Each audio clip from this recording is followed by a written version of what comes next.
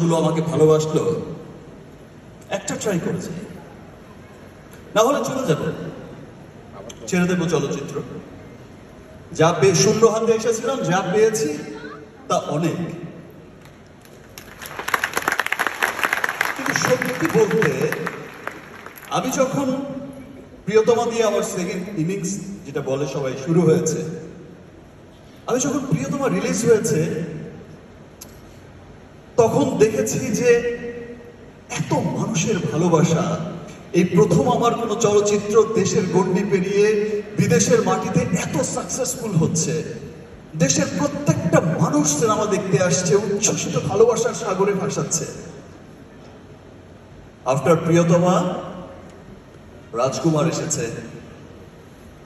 তারপর তুফান এসেছে, তো সবার মনে তুফান ধরিয়ে দিয়েছে, ভালোবাসার তুফানে সবাইকে ভাসিয়েছে।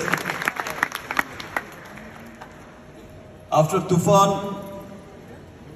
না আমার সেই মানুষগুলোর দিকে তাকিয়ে নীরবে বলেছে, দিন শুরু হয়নি, আমার দিন শেষ হয়নি। যারা বলেছে যে তোমার দিন শেষ, তাদের মুখের দিকে তাকিয়ে তাকিয়ে নীরবে উত্তরটা দিয়েছে, দিন শেষ হয়নি, দিন তো মাত্র শুরু।